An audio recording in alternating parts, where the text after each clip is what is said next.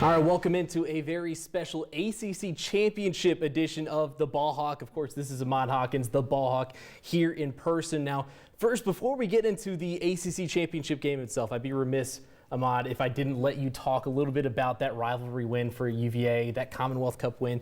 What is that like, just for this team to get over that hump? 15-year streak, it's over. We don't have to talk about that anymore. What is it like for this team just to get past that? You know, that's a great question. I think when it comes to the streak, it's more for the fans and for their well-being, for bragging rights going into work.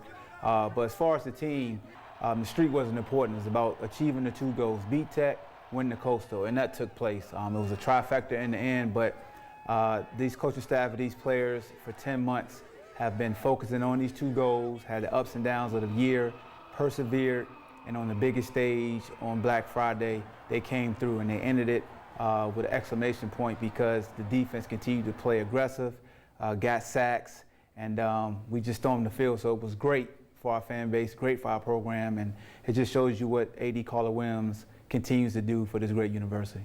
All right, a little bit of smack talk after the game, right? A little bit. No, I mean, I wanted to, but I just decided to remain humble and just allow the players and the coaches to have the spotlight. I didn't want to make it about Petty Hawk.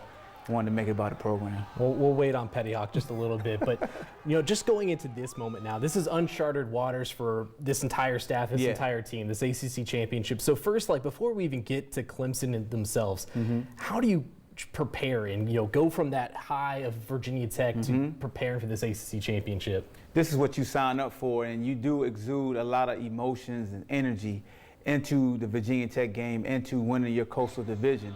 But now you have to turn around and play the big bad wolf, a team that's ranked top 4 in the country, that's looking forward to the college football playoffs. Everybody's predetermined and made their minds up that they're going to not only beat you, but going to destroy you, going to make an easy game for you, get backups in. So that in itself can make it easier to refocus at the task at hand. That's the ACC championship. Now we're actually going to dive into this ACC championship matchup. It's one a lot of UVA fans have been waiting for all season long. This is the 7th different ACC Coastal champion in 7 years. Yeah. That's crazy just to begin with, but Clemson has been on top of the Atlantic for quite some time. Yes. A lot of it is that defense, only allowing 10 points per game. That's top in the country. What's the secret here? What's the secret that Bryce Perkins and Robert and I need to attack this Clemson defense? The secret is you got to be aggressive. You got to stick to what you do best. Execute your best plays. Don't get outside of yourself. Don't feel like you have to add in wrinkles here and there. Just execute better.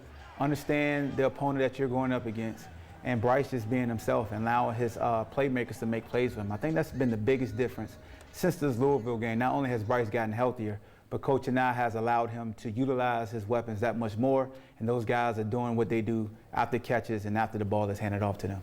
All right, but it's not just the defense. You also got the Clemson offense. They're top 5 in the country, putting up more than 45 points per game. Yeah. It starts with Trevor Lawrence, but it's really been more about the playmakers around him this year. You got the ACC Player of the Year in Travis Etienne. Yep. So what makes that Clemson offense so dangerous? I mean, they have a lot of weapons. You talk about Travis Etienne, a guy that has the most rushing touchdowns in ACC history. Back-to-back ACC Offensive Player of the Year. You have 2 big-time receivers on the outside at 6'4", jump ball, yards after the catch. They can hit you in so many different ways. And also, Trevor Lawrence, I call him Sunshine. He's a guy that's more mobile than people give him credit for.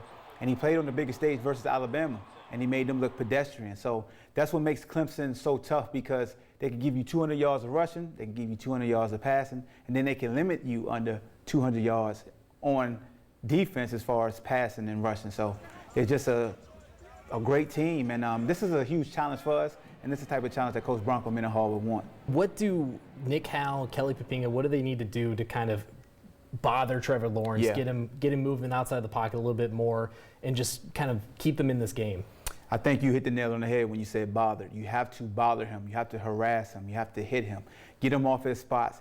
Give him different looks. And you have to have faith that your corners can come up and make plays one-on-one on the outside versus their receivers. The one thing you can't do is become very cautious and allow him to sit in the pocket and be comfortable, because when he's comfortable, he's surgical. When he's uncomfortable, he's very pedestrian. But that's a tall task because of their offensive line, because of their running game, to keep you off balance.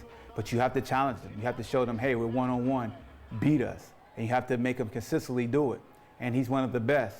But to be the man, you got to beat the man, and you can't be scared, because if you're going to play scared, you're going to get ran out of the stadium.